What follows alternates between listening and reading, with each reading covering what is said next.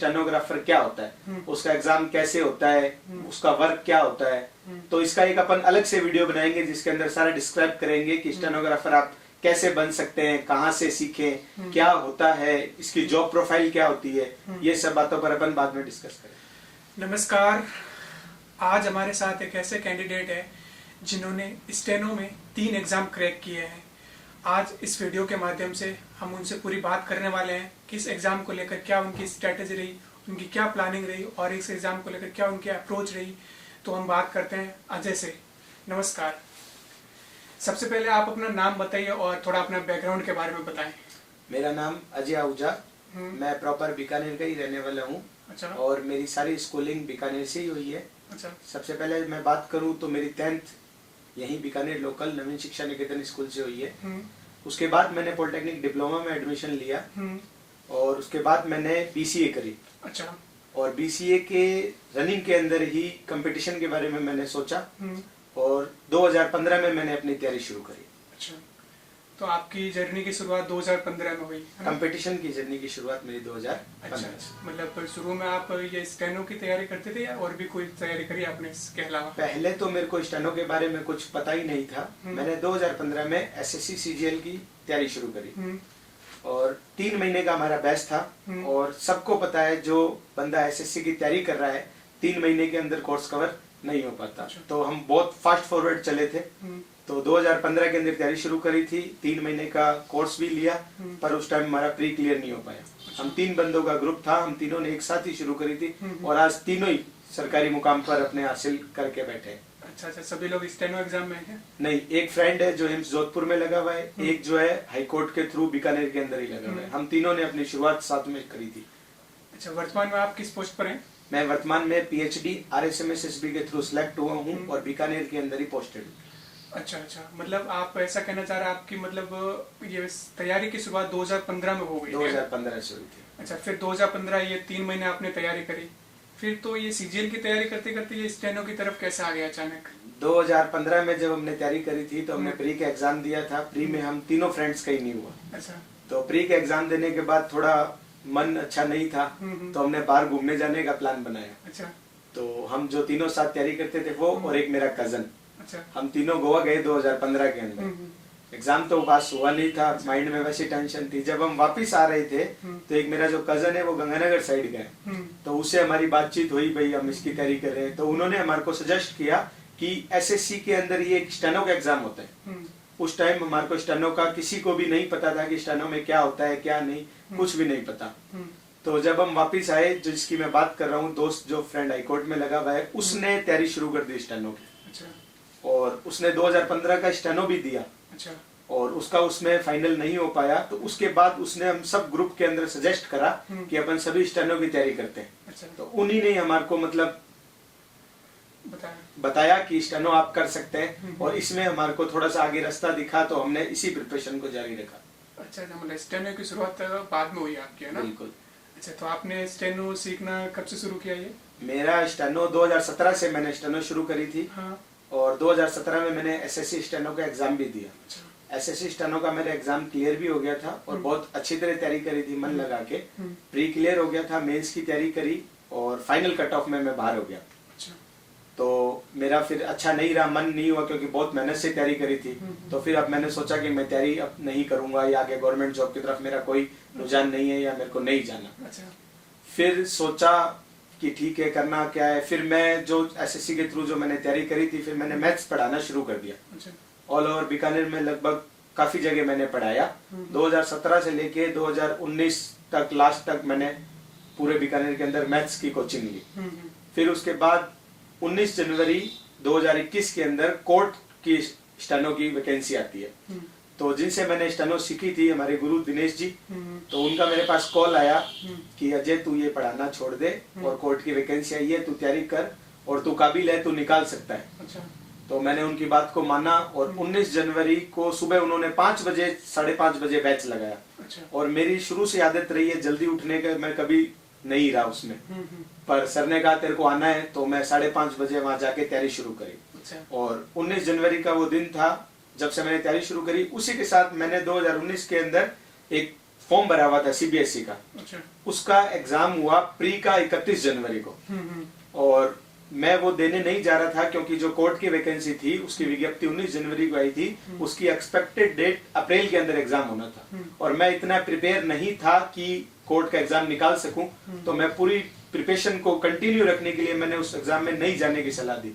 तो सर ने बोला कि आपने फॉर्म भरा हुआ है और एक दो जनों ने और भी भरा हुआ था और सुबह गई था, तो आपका एग्जाम प्री दे के आओ। अच्छा। तो मैं वो एग्जाम दे के आया और फिर मैं अपनी वापस उसी तैयारी में लग गया। अच्छा। मार्च तक तैयारी कंटिन्यू रखी, और अगर एग्जाम अप्रैल में होता तो हो सकता था हाईकोर्ट का एग्जाम भी नहीं निकलता। फिर वो कोरोना आ गया तो बहुत टाइम हमारे को तैयारी के लिए मिल गया। और 2019 से लेके 1 जनवरी 2020 जब से लेके अप्रैल तक हमने कंटिन्यू तैयारी करी, डेली कंटिन्यू 1.5 साल तक कंटिन्यू स्टेनो। एक स्टेनो सीखना और एक स्टेनो के अंदर पेपर के अंदर आपको बैठ के सिलेक्शन लेना, ये दोनों बहुत डिफरेंस है। अच्छा। एक तो बच्चे कहते हैं कि हमने स्टेनो सीख ली, सीखना डज नॉट मैटर, भाई आप उसको बैठ के एग्जाम तक कहां तक आप ले जा रहे हैं उसको ये मायने रखता है। तो हमने 1.5 साल तक तैयारी को कंटिन्यू रखा। इसी तैयारी के बीच में मेरे सीबीएसई का प्री का रिजल्ट आ गया। अच्छा। और उसके अंदर मेरा हो गया था। अच्छा। और मतलब पहली आपकी सरकारी नौकरी है सीबीएसई वाली? सीबीएसई की मैं तैयारी तो कर रहा था हाईकोर्ट की। हाँ। और मेरा सिलेक्शन प्री के अंदर सीबीएसई के अंदर हो गया। अच्छा। फिर सीबीएसई का जो मेंस एग्जाम था वो फरवरी के अंदर हुआ और वो मैं दे के आया, और मई 2021 के अंदर उसका रिजल्ट आया और मेरा सीबीएसई के अंदर सिलेक्शन हो गया। अच्छा अच्छा, ठीक है। अभी जैसे मान लो आप तो स्टेनो लग चुके हैं, अभी आज के मतलब टाइम में स्टेनो का क्या रेलिवेंट है, इतना लोग सीखना चाहें तो मतलब क्या गाइड करेंगे? आपको कितना टाइम लगा, आप कितने घंटे प्रैक्टिस करी, उस हिसाब से बताएं। देखो, मैं सभी बच्चों को बोलना चाहता हूँ, अगर आप स्टेनो सीखना चाहते हैं हाँ। तो आप 8 से 10 महीने के अंदर स्टेनो सीख सकते हैं। अच्छा। और मैं अभी भी पहले ये बात बोला, सीखना और एक पेपर में बैठना दोनों चीजें बहुत अलग है। आपको सीखने में 8 से 10 महीने लगते हैं। हाँ। पर आप उस एग्जाम में जब बैठते हो तो उसी 8 से 10 महीने जो आपने सीखा है उसको प्रैक्टिस करने के लिए और एग्जाम में बैठने के लिए 1 साल का समय आपको कम से कम कंटिन्यू रहना है, जब स्टेनो का एग्जाम आप निकाल सकते हैं। और आज के टाइम में मैं बच्चों को यही कहना चाहता हूँ कि हाई कोर्ट और एसएससी और आरएसएमएसएस में, एसएससी के अंदर हर साल स्टेनो की वैकेंसी आती है, हाई कोर्ट के अंदर हर 3 सालों से आती है, और आरएसएमएसएस के अंदर अभी फिर वैकेंसी आई। तो जो बच्चे स्टेनो सीखना चाहते हैं सीखिए, इसके अंदर मतलब बहुत ज्यादा आप देख सकते हैं फ्यूचर अपना, कम कंपटीशन के अंदर आप एक गवर्नमेंट जॉब प्राप्त कर सकते हैं। अच्छा अच्छा। स्टेनो भी जैसे हिंदी स्टेनो होती है, इंग्लिश स्टेनो होती है, और हिंदी में भी 2-3 लिपि होती है, जैन हो गई, ऋषि हो गई। तो आपने कौन सी लिपि सीखी थी और आपके अनुसार कौन सी लिपि ठीक रहती है सीखने? मैं जैन लिपि सीखी है। हाँ। और अपन जब सीखते हैं तो लिपि कोई बात नहीं, अपने तो जो टीचर और अपने पास एरिया में जहाँ पर भी उपलब्ध हो जाए, जैन लिपि इज द बेस्ट लिपि, आराम से आप सीख सकते हैं और एग्जाम एसएससी के कोर्ट के एग्जाम आप आराम से निकाल सकते हैं।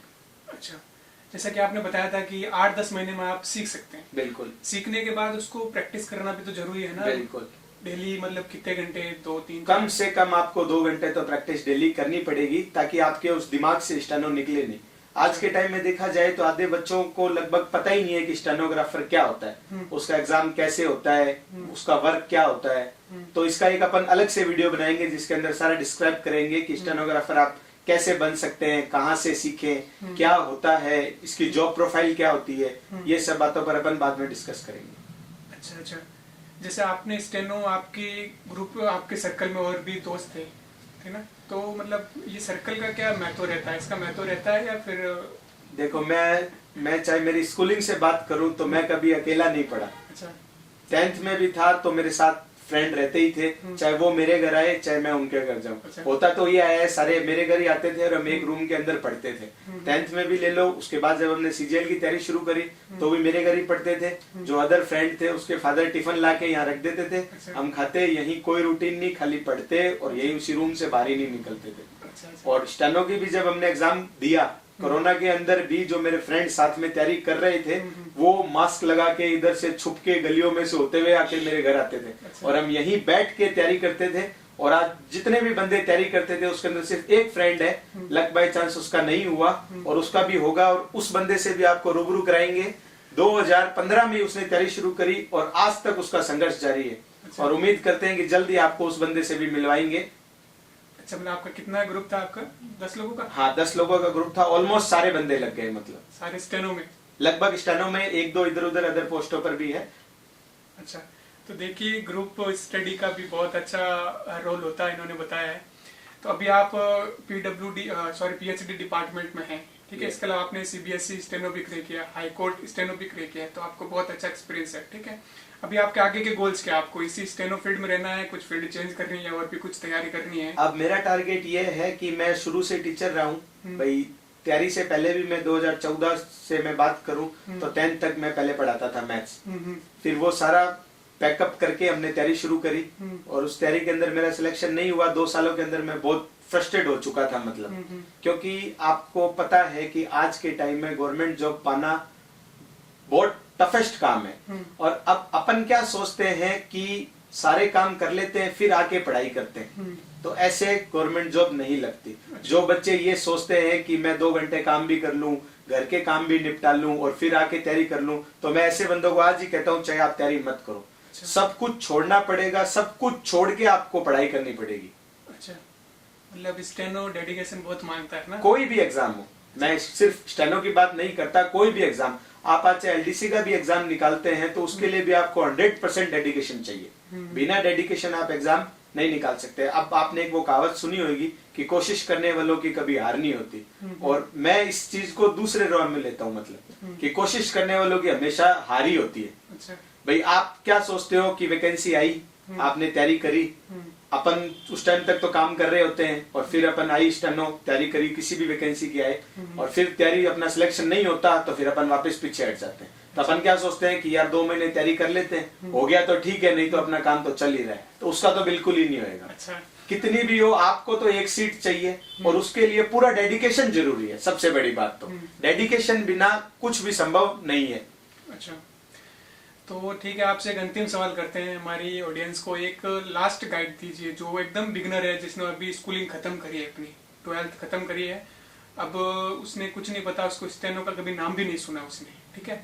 तो वो अब कहाँ से शुरू करे? ऑफलाइन जाए, ऑनलाइन जाए? क्योंकि आज के टाइम में ऑनलाइन भी बहुत ज्यादा लोग सिखाते हैं।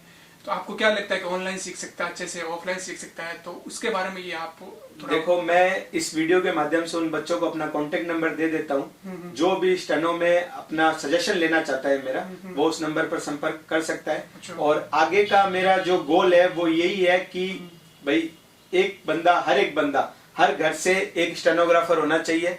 अब इस गोल की तरफ अभी बढ़ेंगे, टीम बना रहे हैं कि क्या रहता है आगे क्या नहीं। क्योंकि जब हम तैयारी करते थे, मैं खुद की बात करूं और लोगों की क्यों करूं, भाई ग्रेजुएशन करके हम तैयारी करने लगते थे, तो 3 साल जो ग्रेजुएशन करते हैं वो पूरे वेस्ट हुए। और आज अपने यहाँ पर भी देख लो, अगर कोई बंदा बीए बीएससी करता है तो उससे पूछते क्या कर रहा है, कि ग्रेजुएशन कर रहा हूँ, और पूरे साल नहीं पढ़ता वो। अच्छा। लास्ट में एग्जाम देता है और 3 साल पूरे खराब करता है और उसके बाद वो कंपटीशन की तरफ आता है। और आपको भी पता है कंपटीशन बहुत टफ है। 3 साल उसने वहां खराब करे, फिर 1-2 साल यहाँ के तैयारी करके फिर खराब करता है। तो जो अभी बच्चे जिन्होंने 10th या 12th कंप्लीट की है और आगे कंपटीशन की तरफ जाना चाहते हैं, तो वो फर्स्ट ईयर के साथ ही अपनी तैयारी कंटिन्यू शुरू कर दे। इससे उनकी एक तो कंटिन्यूटी बन जाएगी। 3 साल में जब वो अपनी ग्रेजुएशन कंप्लीट करेंगे तो एकदम कॉन्फिडेंस के साथ वो एग्जाम देंगे और हो सकता है फर्स्ट अटेम्प्ट में उनका सिलेक्शन हो जाए। अच्छा, तो उम्मीद करते हैं कि इस वीडियो के माध्यम से आपको बहुत हेल्प मिली होगी। और आपका कोई भी डाउट, कुछ भी क्वेरी रहती है तो आप नीचे कमेंट कर सकते हैं। अजय खुद उन कमेंट का रिप्लाई करेंगे। धन्यवाद आपका।